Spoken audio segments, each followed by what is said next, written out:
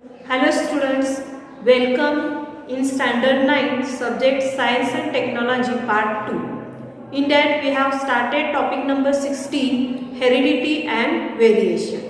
Okay, in this online section we again introduce our new point, that is sickle cell anemia. After that we have to revise some previous point again. Okay, today we have to discuss about the last point of this topic. Okay student, let's discuss the previous point again. In the last some videos we are studying some important definition like genetics. It is branch of biology which deals with hereditary, and hereditary disorder is known as a genetics. Okay, so it is the important definitions come under the inheritance. Okay, the branch of biology which studied the transfer of characteristic of organism from one generation to the next generation is known as a genetics. We also studied about some external features present in the human being. We also studied the definition of heredity, that is transfer of characteristic from one generation to the next generation is known as a heredity. Then we studied about the inherited trait and expression of trait. That is the important molecule present in our cell, that is DNA. And this DNA segment is responsible for transmission of characteristic from one generation to the next generation. After that we studied the chromosome structure. Generally chromosomes are looks like X and dumbbell shaped. Okay, in the chromosome there is a P arm, Q arm, centromeres are present. In the position of centromere, the chromosome is again divided into 4 parts, that is metacentric, submetacentric, acrocentric and telocentric. We also studied the different chromosomes present in the different animals. Okay, then we studied about the structure of DNA, that is deoxynucleic acid, and the different chemicals present in the DNA, that is purines and pyrimidines. In the purines, adenine and guanines are present, and in pyrimidines, cytosine and thymine is present. This DNA structure is look like a ladder shaped structure, and this model is introduced by a scientist Watson and Crick. So therefore DNA model is also known as a Watson and Crick model. Instead of this, we again studied about the what is mean by gene. Gene is nothing but a segment of a DNA, and this gene is an important factor in our hereditary because it transfers the characteristic from one generation to the next generation. Okay student, we also studied some more points like DNA fingerprinting, seeds of technology. In that we studied what is mean by Human Genome Project. We also studied about the ribonucleic acid, which is the another important nucleic acid in our cell, which also carries the hereditary characteristic from one generation to the next generation. The RNA is again classified into 3 types, that is ribosomal RNA, it is known as rNNA, then messenger RNA, mRNA, then tRNA means transverse RNA. Then we studied about the Mendel's principles of heredity. In that we studied the 7 contrasting characteristics present in the pea plant. In that some are dominant and some are recessive. We also studied about the some dominant and recessive characteristics present in the human being. And after that we have studied 2 more important examples, that is monohybrid cross and dihybrid cross. If the cross takes place between a single contrasting characteristic, then this cross is known as a monohybrid cross. In this cross we are consider the characteristic of tall pea plant and dwarf pea plant and getting phenotypic and genotypic ratio. The phenotypic ratio of the monohybrid cross is 1:2:1, and genotypic ratio of the monohybrid cross is phenotypic ratio is 3:1 and genotypic ratio is 1:2:1. Okay, in that we also study about the homozygous and heterozygous gene. The homozygous gene is having both dominant or recessive gene, and in the heterozygous there is a combining of one dominant and one recessive gene. After expression of trait, the dominant gene is also suppress the recessive ones. Okay. Then we also studied about the dihybrid cross. If a cross takes place between two different contrasting characteristics, then this cross is known as a dihybrid cross. Okay, in that we have studied about the round yellow seed between the wrinkle green seed. Okay, and we are getting 16 different plants. Then genotypic ratio of the dihybrid cross is 1:2, 2:2, 1:2, 2:2, 4:2, 2:2, 1:2, 2:2, 1. And phenotypic ratio is 9:2, 3:2, 3:1. Okay, student.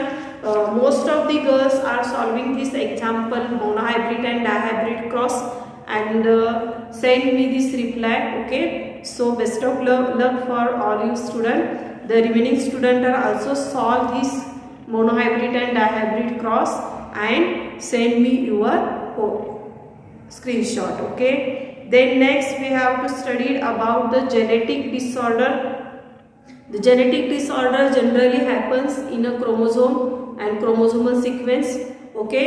Then we have to study about the different genetic disorders like Down syndrome, Turner syndrome and Klinefelter syndrome. Generally Down syndrome there is a one chromosome is extra. So these kind of children having 47 chromosomes. Okay.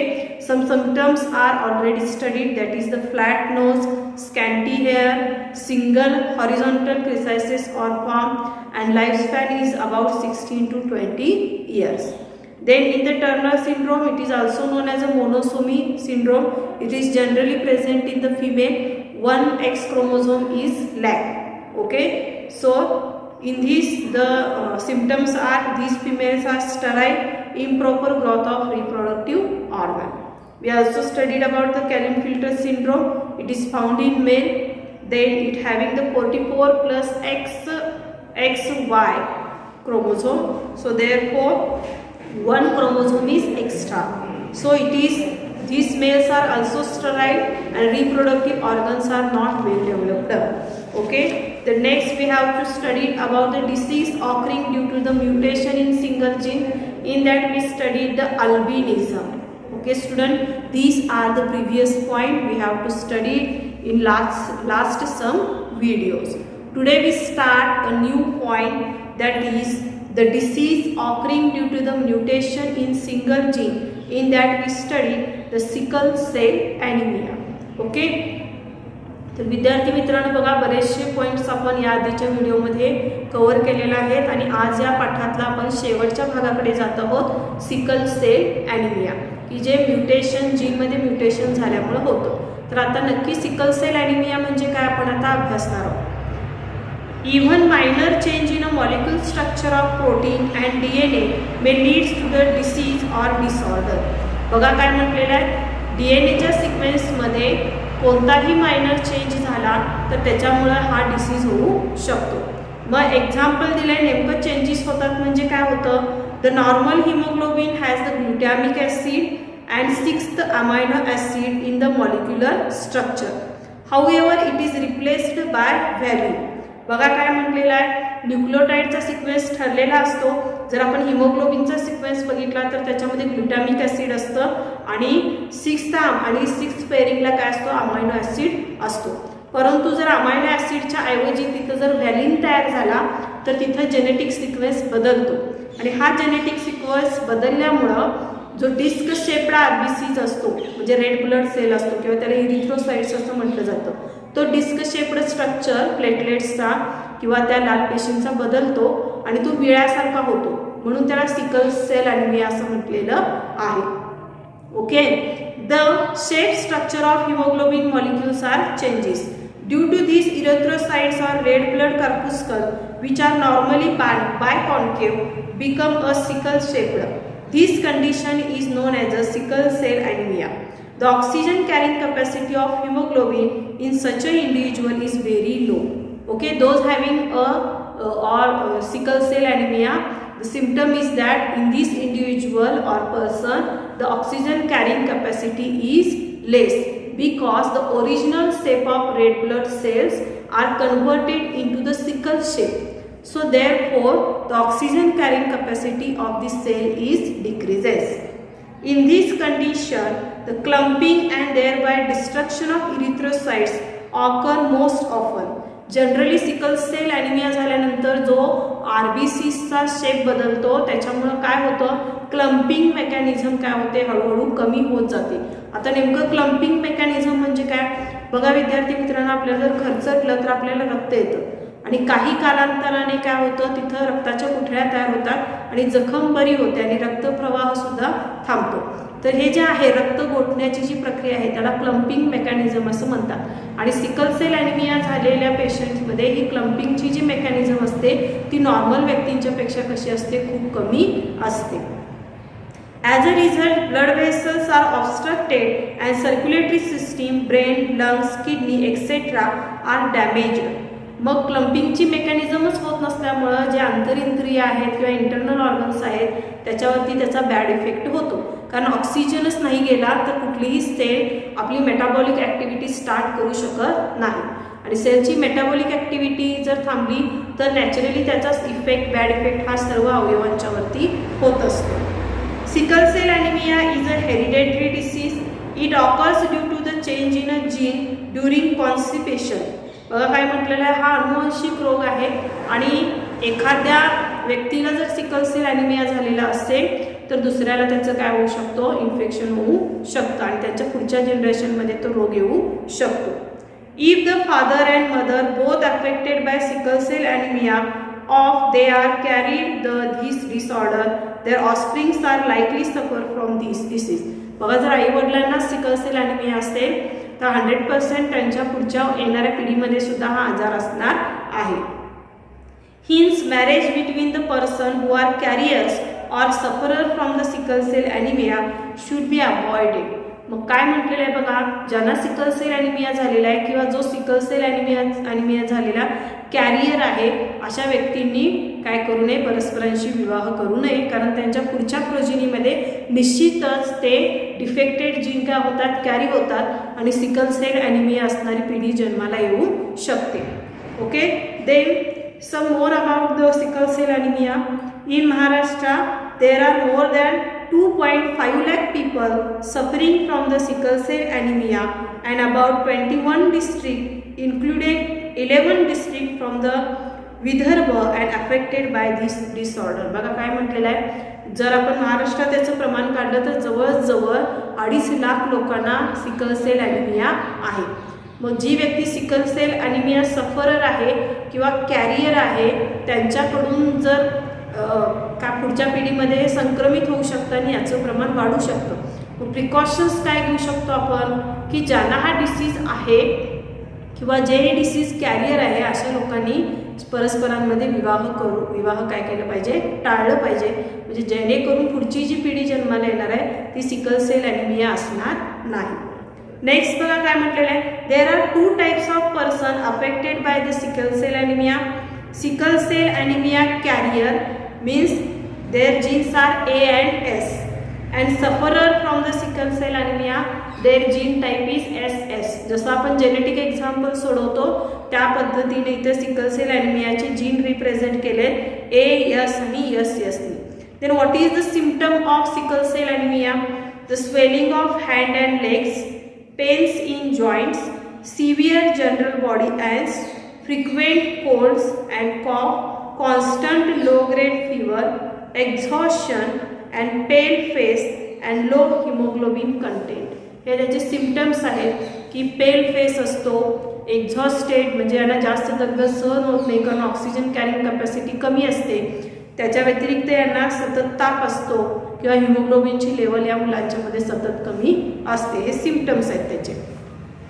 Okay, then look at the diagram present on your screen. This is the normal cell, red blood cell which having a disc shaped structure, and affected person having a sickle shaped cell. Okay student, let's see this chart one.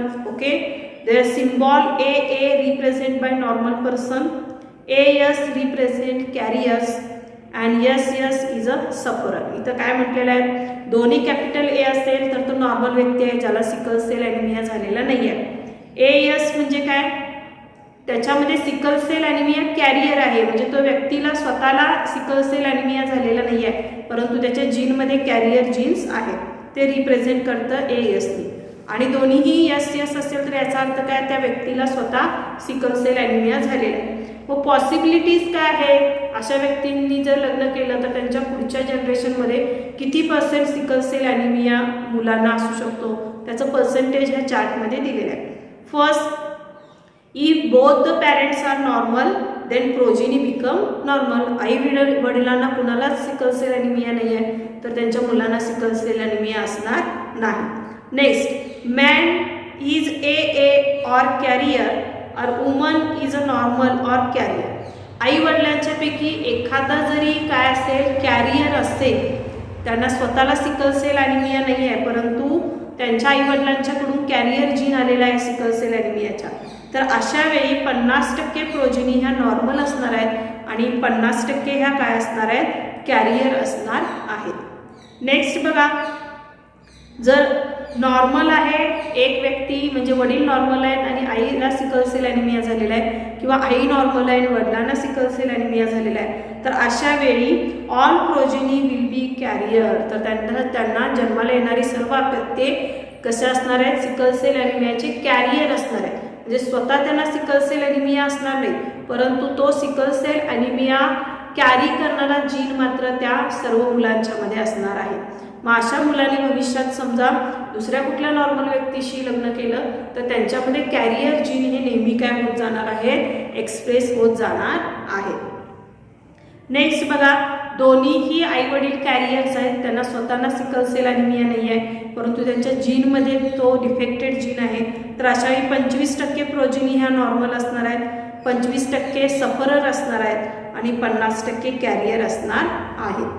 त्यानंतर next condition दिलेले आहेत, carrier आहेत आणि किंवा sufferer आहे, म्हणजे आई carrier आहे आणि वडील सफरर आहे, तर अशा वेळी काय होणार आहे, 50% कॅरियर्स असणार आहेत आणि 50% काय असणार आहेत, सफरर. म्हणजे 50% मुलंही त्यांची काय असणार आहेत, जीन कॅरी करणारे घटक असणार आहेत आणि 50%ांना काय मुलांना काय असणार आहे, तर त्यांच्यामध्ये सिकल सेल ॲनिमिया असणार आहे. नेक्स्ट, आता जर दोघाही आईवडिलांना सिकल सेल ॲनिमिया झालेला आहे तर त्यांची नेक्स्ट जनरेशनमध्ये 100% काय असणार आहे, सिकल सेल ॲनिमिया असणारच मूल जन्माला येईल. ओके, म्हणजे ह्या चार्टद्वारे आपल्याला काय समजतं की आफ्टर म्हणजे बिफोर मॅरेज ब्लड टेस्टिंग करणं सिकल सेल ॲनिमिया होऊ नये म्हणून हे खूप गरजेचं आहे.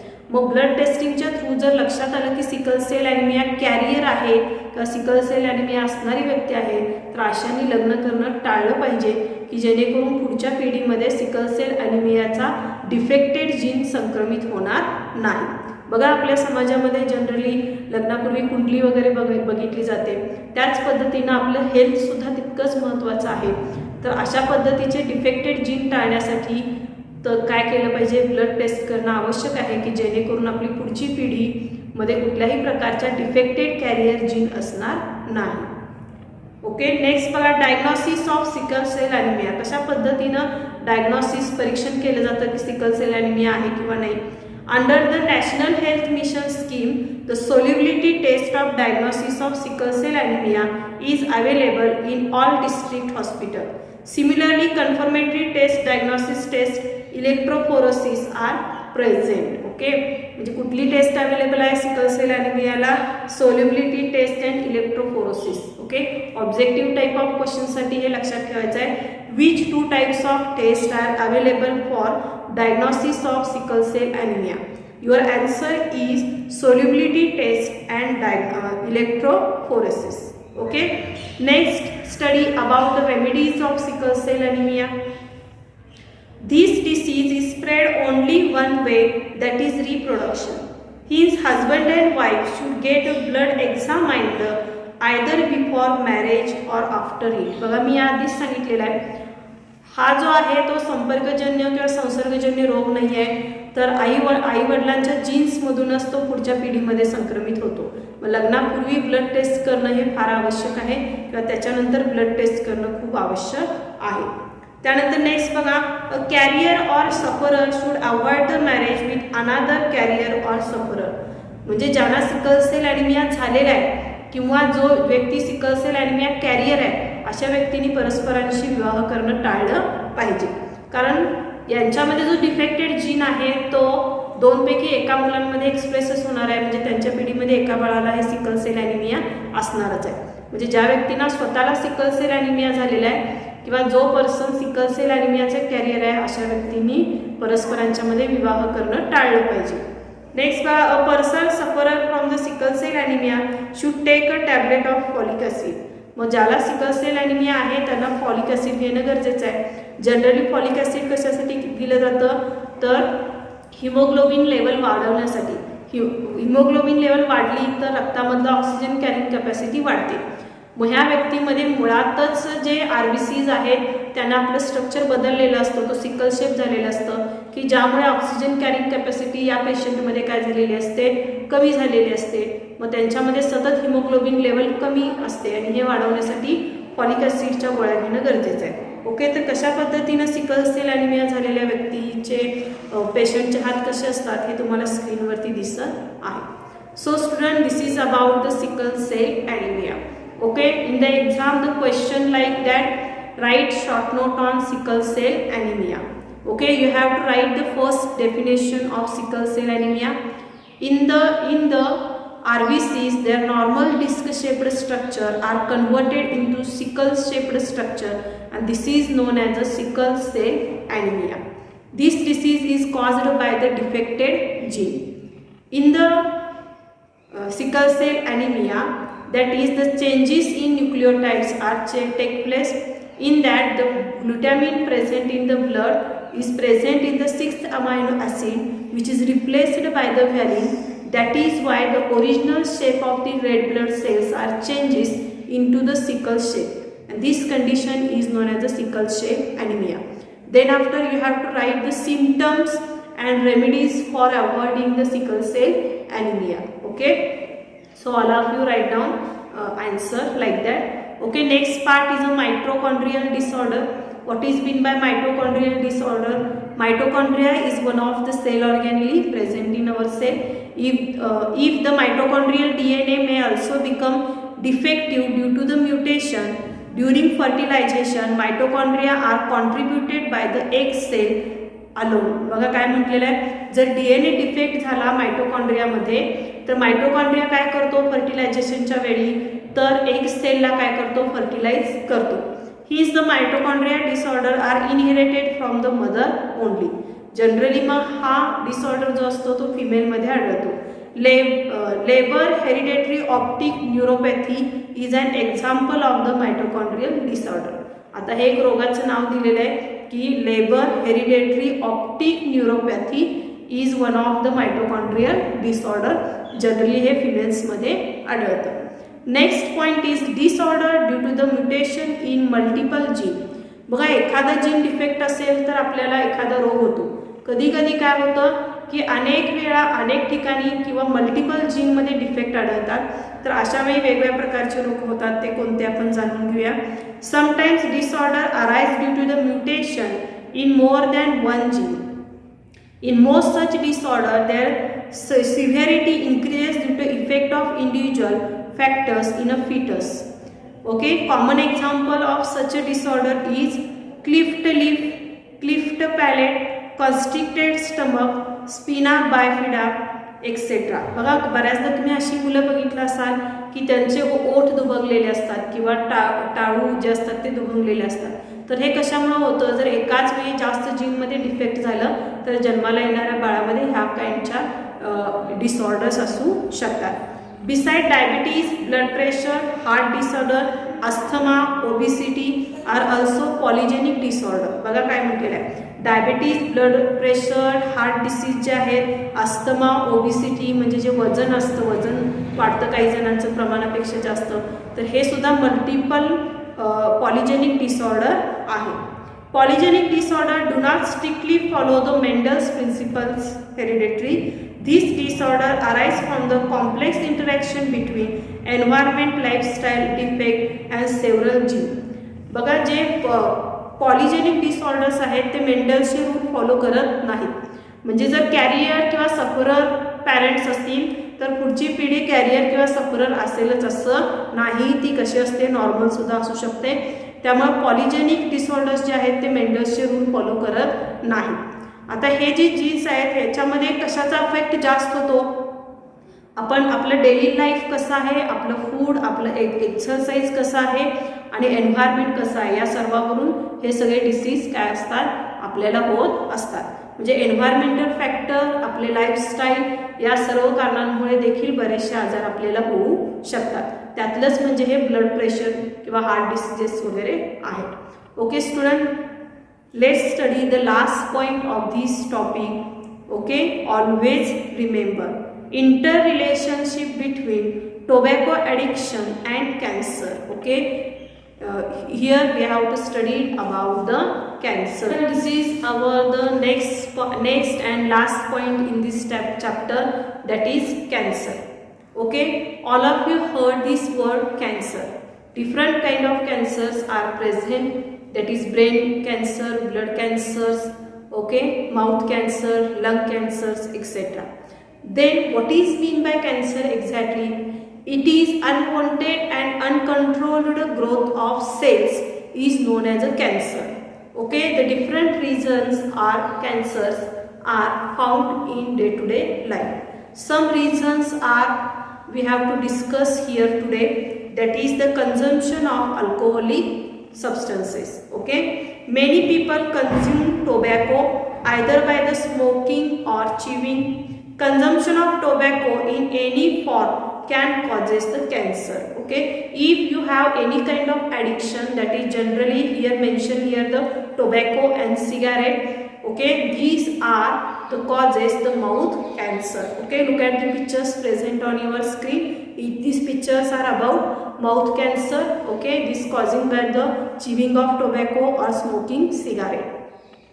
Smoking cigarette and BD is adversely affected the process of digestion. It causes a burning sensation in the throat and cough. Excessive smoking causes instability and trembling of the fingers.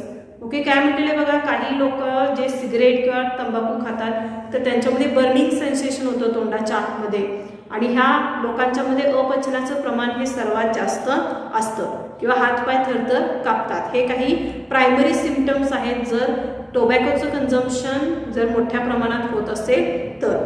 A dry cough causes a sleeplessness, याच्या व्यतिरिक्त कोरडा खोकला असतो आणि यांची झोप काय झालेली असते, कमी झालेली असते. Tobacco consumption can also lead shortening of life span, chronic bronchitis, pericarditis, cancer of lung, mouth, larynx, pharynx, pancreas and urinary bladder etcetera. तर फक्त टोबॅकोच्या कन्झम्पशनमुळं किंवा सिगरेट स्मोकिंगमुळं कोणकोणत्या प्रकारचे कॅन्सर होतात त्याचा उल्लेख इथं केलेला आहे. Chronic bronchitis, okay, pericarditis, cancer of lung, mouth, larynx, pharynx, pancreas and urinary bladder. Okay, ह्या सगळ्याचे कॅन्सर तंबाखूमुळे होऊ शकतात. Harmful effect of smoking are due to the nicotine present in the tobacco. If affected the central and peripheral nervous system, arteries become hard and it causes the arteriosclerosis and hypertension. Generally तंबाखूमध्ये आणि सिगरेटमध्ये असा कोणता घटक आहे की ज्यामुळे cancer होतो, तर त्याच्यामध्ये निकोटीन नावाचं रसायन असतं की ज्यामुळे आपल्याला वेगवेगळ्या प्रकारचे कॅन्सर होऊ शकतं. जनरली याच्यामध्ये आता आपण माउथ कॅन्सरचा विचार करणार आहोत. मग निकोटीन जनरली सुरुवातीला काय करतो, सेंट्रल आणि पेरिफेरल नर्वस सिस्टीमवरती अफेक्ट करतो. जसं की यापूर्वीच्या टॉपिकमध्ये अभ्यासलेलं आहे आपण की आपला ब्रेन आपले सर्व मेंटल आणि फिजिकल ॲक्टिव्हिटी काय करत असतो, कंट्रोल करत असतो.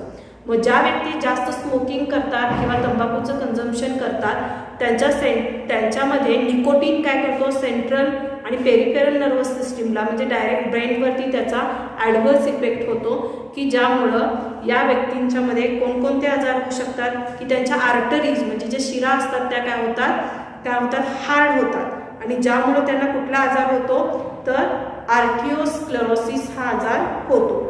आणि हायपरटेन्शनचं सुद्धा होऊ शकतं, म्हणजे अतिताण सुद्धा या व्यक्तींना येतो.